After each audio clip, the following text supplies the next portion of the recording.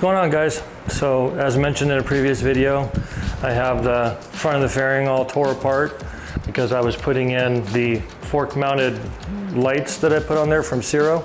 So I described how to pull the fairing all off and all that, trying to minimize off, off, off, off on, off on, so to keep scratches down, things like that. Plus there's a lot of things I want to do in here. So while I have this open, I'm going to install the wireless interface module, which is required for me to have my newly acquired Sena Harley-Davidson 50C headset, wireless, that's attached to my helmet.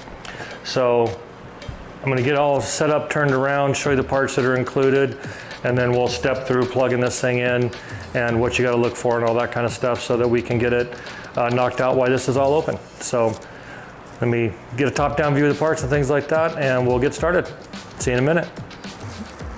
So as I mentioned before in previous coming soon videos, I have a bunch of stuff that I'm going to be adding on up underneath the fairing. One of them is the WHIM or wireless headset interface module, which will enable me to utilize my new HD-50C headset from Sena, Harley-Davidson branded of course, to connect to the boom system wirelessly. So I just did a previous video where I installed some fork lights and I left the fairing off so I could go through and do some other stuff. So I'm going to pick up kind of there where I left off and show you what comes with it. So you get the cable that includes a service port, the module itself, instructions, a couple different brackets. One's on here. I already put this one on with a T27 because this is the one for the Road Glide.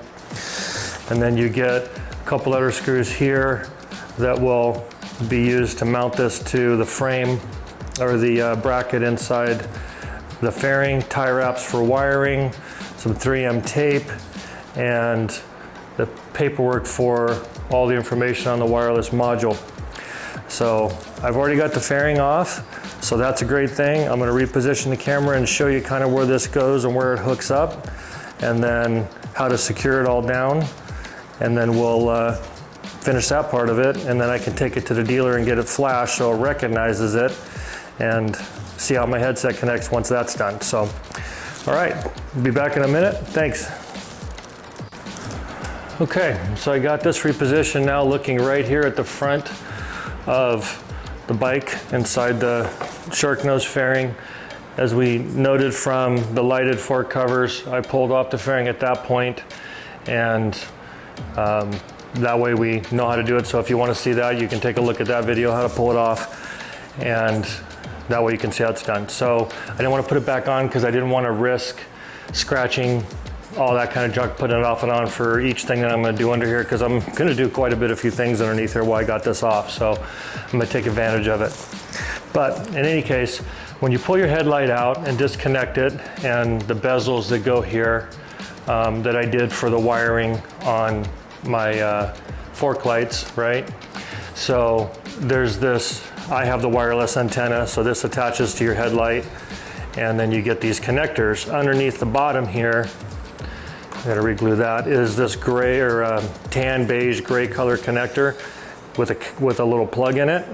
That's gonna be where the WHIM's gonna plug into, all right? So the cable that comes with it that I showed you with everything looks like this. You got this end that has the little service end in it, and that's what Harley will plug into when they're programming it and updating it and stuff like that.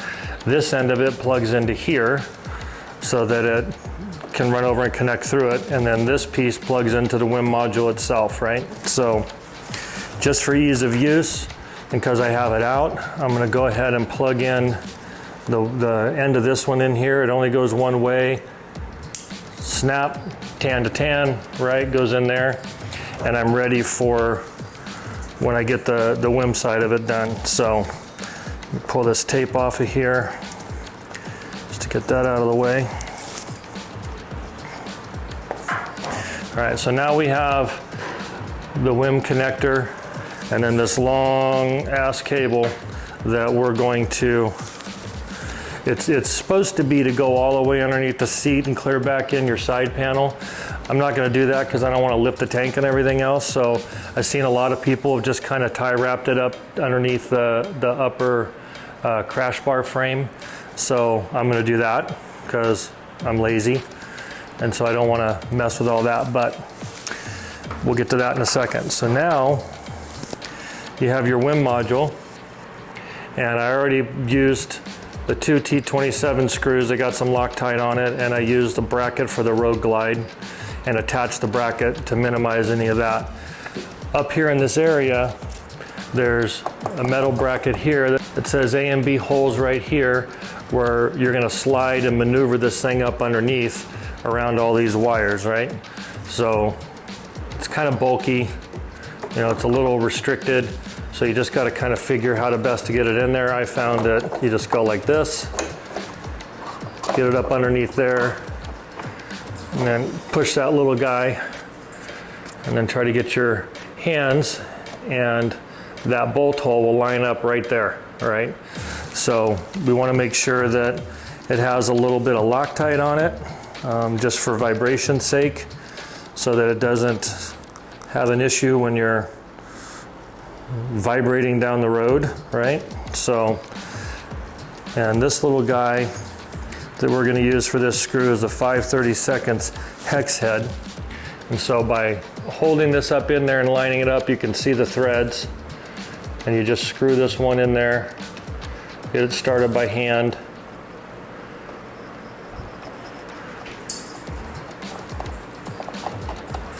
Like that. And then get your ratchet and your bit and just hold it in place a little bit and then tighten it down. It doesn't have to be like, you know, super tight or anything like that. It's just got to be nice and snug. The Loctite will help hold it, and then that mounts that up out of the way, right? Then you take the WHIM cable, and you can see you got the wire here that's going to go run down, and you take that little guy and get that finagled up in there. And actually, I think what I'm going to do, just because I don't like the way it's sitting, is I'm going to connect it first and then put it back in. So let me pull this back out real fast, because I don't like the way the connector's laying on there. All right, so pull this little guy back out. Move the wires out of the way. Grab the cable. Only goes on one way. Snap, right? You feel that snap in there. And now we're gonna put it right back up in there, because I have it connected, because I didn't want to fight everything on this side with the brackets and everything else. So now we'll just stick that back up in. There we go.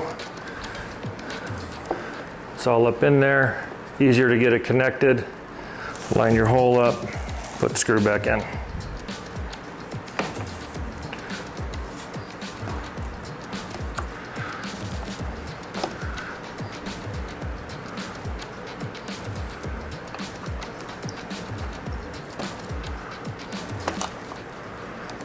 A lot of wires to contend with while you're trying to do this. It's hard because I'm trying to do it so you can see what I'm doing.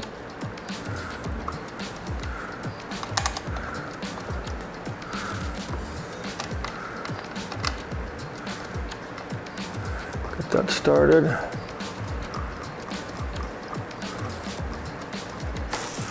Okay. We'll go back and put it back down.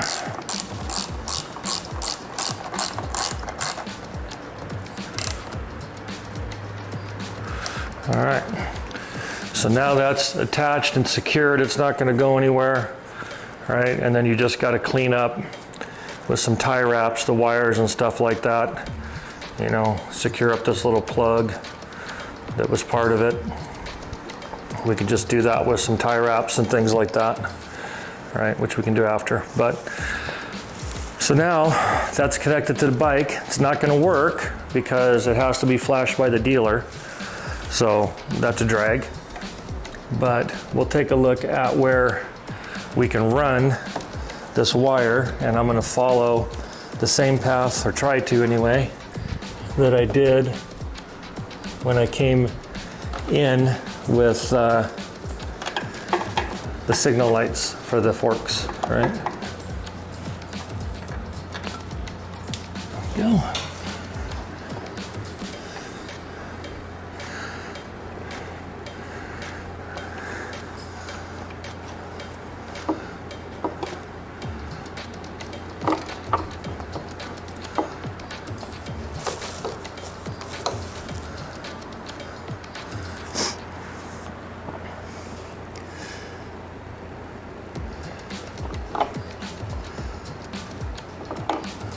Okay, so that's about where we want to go with it. So you can see I have a bunch of slack because I'm not going to run it all the way down like it wants me to do. I think that's just stupid. So we can either tie it off to the clutch cable, which is probably what I'll do. And that way it's easy accessible. They can just pull it out and plug into it. When they got to do the updates, just a micro USB connection. Okay, so now that I got that in there, then what I'll do is just clean up the wiring and bundle it up a little bit so it's nice and neat, and close it up. We'll be ready to go for that part of it. So pretty easy once you get all the stuff off the front. And then of course you got to get it flashed so before to work, but that's why I left everything open, because I didn't want to keep pulling it all off onto that. So I'll get this all buttoned up and tie wrapped up, and then to finish this off you would do the same thing. You would put your headlight back on excuse me, you put your bezels back on, snap this to the headlight, right? You connect your turn signals back up on either side, and then slide your fairing over, get it started with, you know, the screws that are in the speaker panels and your windscreen screws, turn signal screws, and air deflector screws on the back. And then get your fairing back on, snap the top on, put your windscreen back on top, and Bob's your uncle, you're done. So again, I'm not going to do that because there's more things I'm going to do in here that I'm just going to take advantage of this being off. But that's how you install the WHIM, and then has to be flashed to work.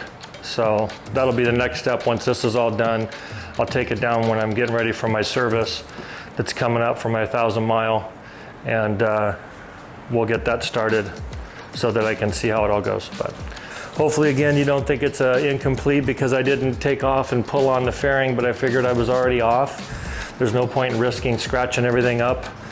Anything else when it's pretty much the same every time. You know, six bolts or 8 bolts or whatever it is, pop here, pop there, pull it off side to the side, and then take the headlight out. And that's your pretty much procedure for anything that you're gonna do. And then reverse it when you put it back on. So, but cover your fender, cover your tank. Cool, all right, see you on the next one. Thanks. So we've got the bike back from the dealership. They've done the WHIM flash.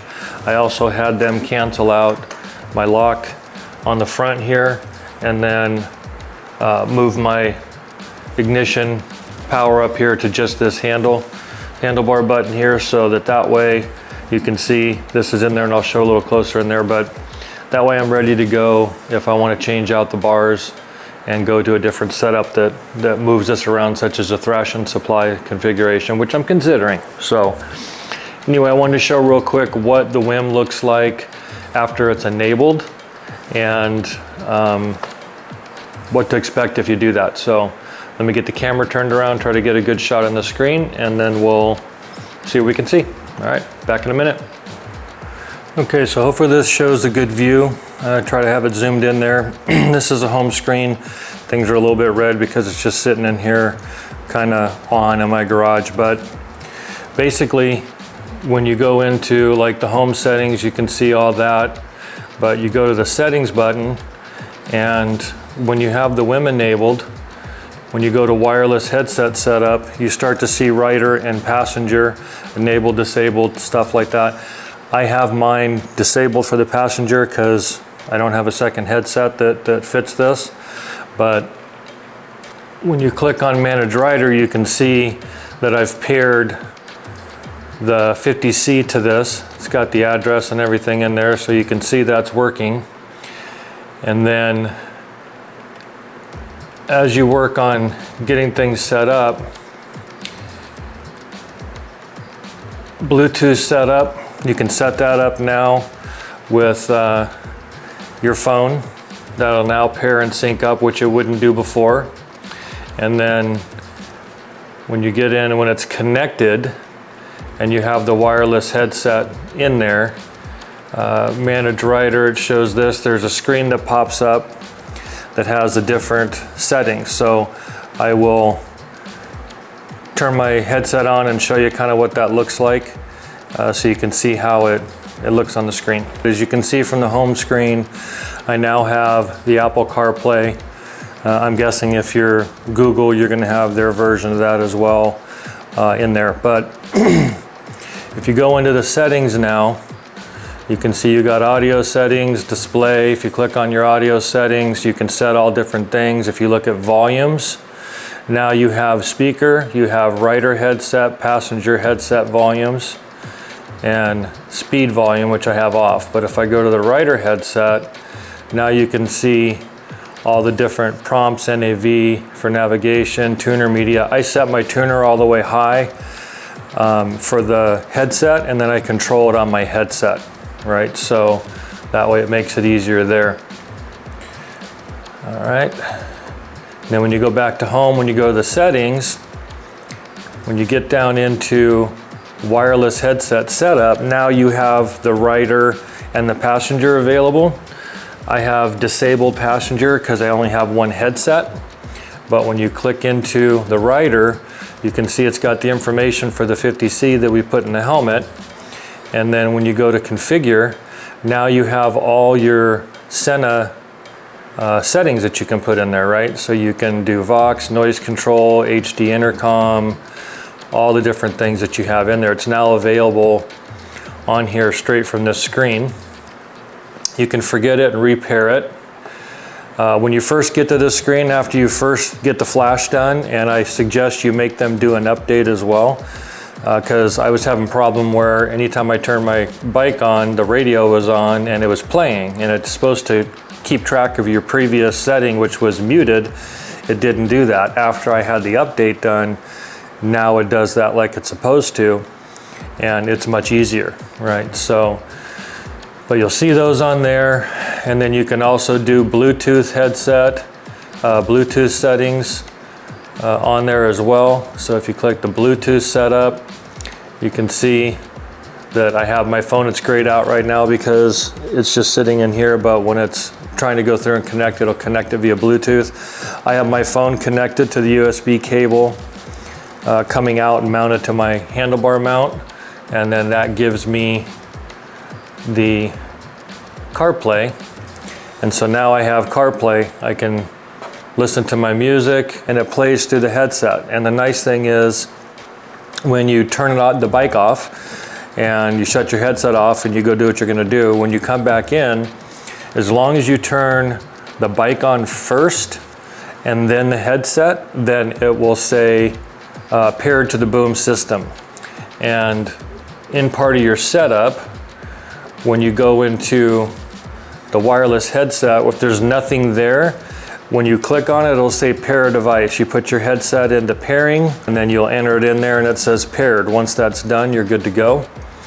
And then that way it's ready to go when it comes in. So that's a nice thing about it. The audio is good, the radio sucks. These don't have very good internal antennas. The ST has the internal up front antenna. Maybe those that have the rear antenna get better reception, but it doesn't work well for me.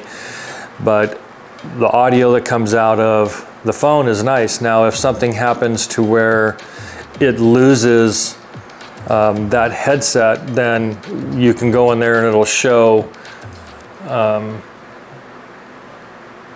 it'll say here my phone right? Like it kind of does, and then you can go in there and see the different settings. But pretty interesting stuff. Also to make sure that in the audio routing that you have your headset selected for everything. Otherwise, it'll turn on, blare your radio, and then sync up when it gets to the headset and then work to the headset. I like all mine internal. I don't use really the stereo outwardly for the most part. I might once in a while, but for the most part I just use my headset. So make sure you have all your prompts set to whichever one you want to have. If you want to just have music media to your headset, or your communications or your prompts, you can set those either way. But all this now becomes available once you get the WHIM programmed and installed, and then it's all just right here, right? So just wanted to show a quick video on that to show you guys what it looks like set up and running. And then the other thing we'll do real fast, because I had mentioned it, is we have had the dealer cancel out the switch on the front, on the handlebars there for locking the system. So let me aim this down.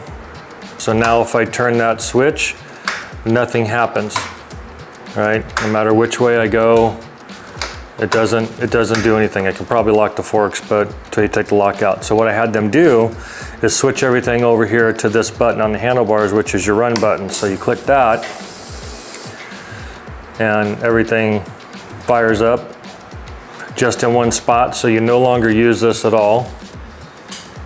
So that's what I told you here. It comes on the main menu when it's first kicking in, and the Bluetooth, you can click that and connect it in there. But I have the phone connected, so it will go through and say, yep, I want to switch to that, and then in comes my CarPlay and all that. But the switch here now operates everything, so I don't have anything else that deals with this. So if I want to put the Thrashin Supply Company solution on there with the new triple tree and everything else, I can do that because all this comes out. This all comes out of there. But anyway, so just wanted to show you that and show you what it looks like at the end with everything all configured and how everything works. Then you just turn that off with your switch, and pretty much simple, good to go. So hope this was helpful. Like, subscribe, give any comments, everything else. If you want me to show something else, you know, put a comment in there and I'll do something and add an update to the video or something. If there's additional stuff. This isn't an instructional video on how to set it all up. It's just showing you what it looks like once it's enabled, because that's all grayed out when you first do it. So anyway, hope that all helps. Let me know if you have any questions. Like, subscribe, and see you on the next one. All right, take care.